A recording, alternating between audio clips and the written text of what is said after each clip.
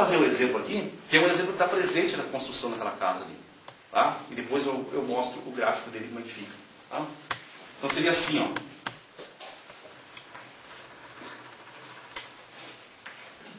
E aqui 3, 8, 5. Vou usar a notação do sistema americano. Né? Eles não usam vírgula. Vírgula é para milhares. Eles usam ponto. Então vou ter que usar o ponto para não confundir com as vírgulas aqui, porque isso aqui já deu confusão para não marcar pontos lá na casa. Lá.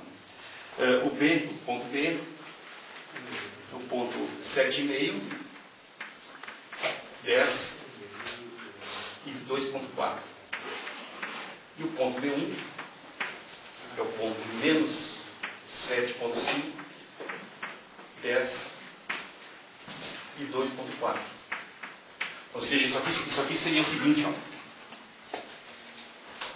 Esse ponto, ele está sobre o eixo X, desculpa, sobre o plano YZ, 7 unidades da origem para a direita e 3 unidades e meia para cima. Então esse 3,5 significaria mais ou menos a altura do ponto numa casa, né? Uma casa baixa. Tá?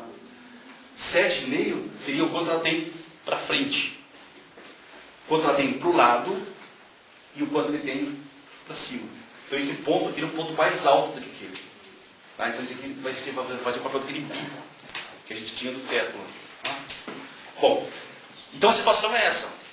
Nunca saiam fazendo contas com essas coisas sem entenderem o que você está fazendo. É importante isso. Porque ó, a ideia é mais ou menos aqui. Ó, você quer obter a equação de um plano. Só que como eu disse, o cara ali, o exercício não foi proposto de maneira que você tivesse de cara o vetor normal e o ponto do plano. Foram dados 3 pontos aqui. E você quer obter um vetor normal a ele. Bom, então digamos que esse aqui é o ponto V, esse aqui é o ponto B e esse aqui é o ponto B1. Muito bem, esse aqui ó, é um vetor que está no plano. Segmento orientado, né? Representante de um vetor. Esse segmento orientado está em cima do plano, porque os 2 pontos estão. Da mesma maneira, VB1. Então você tem o vetor VB e o vetor VB1. Mas existe uma maneira de você obter um vetor que é simultaneamente ortogonal a 2 vetores dados. Isso aí está descrito lá na seção 3.2. É o primeiro parágrafo logo após produto vetorial. Tá? Então lá diz o seguinte, ó, se você fizer o produto vetorial desses 2 vetores aqui, V vetorial V1, o que vai acontecer é que aqui ó, você vai ter ortogonalidade e aqui você vai ter ortogonalidade também. Muito bem, então vamos ver aqui. Então significa que esse sujeito aqui ó, ele serve como um vetor normal do plano. Então eu vou dizer assim, ó, o vetor normal é VB vetorial V. Ok? Pois bem, isso aqui agora é fazer conta, né? Você tem aqui o I, o vetor que dá a direção do eixo X, vetor que dá a direção do eixo Y e vetor que dá a direção do eixo Z. Definidos como 1, 0, 0, 0, 1, 0 e 0, 0, 1. Os 3 vetores que formam uma base dos pontos do espaço. Tá? Então aqui você tem as coordenadas que eu vou, do vetor VB e do VB1. Então VB, vamos aqui de novo. Então já fiz a conta aqui. Isso deu 7,5. 3 e menos 1,1. Tá? VB é B menos V, como já comentei lá como é que se faz. Tá? VB1, mesma coisa. Então isso aqui é menos 7,5, 3 e menos 1,1. Ok? Bom, quando você fizer o produto vetorial, é só colocar as coordenadas agora aqui. aqui, né? 7,5, 3 e menos 1,1.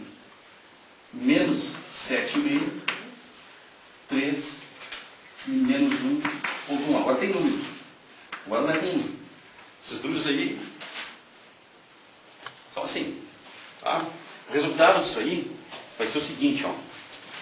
Porque você vai ter 0 na direção I. Então é o determinante, né? Ó. Esse menos esse dá 0 na direção I. Desenvolvimento de Laplace, se chama, né? Esse menos esse dá 0 na direção I. Esse vezes esse, menos esse vezes esse, na direção J. Aí você troca o sinal. Então vai dar 16,5.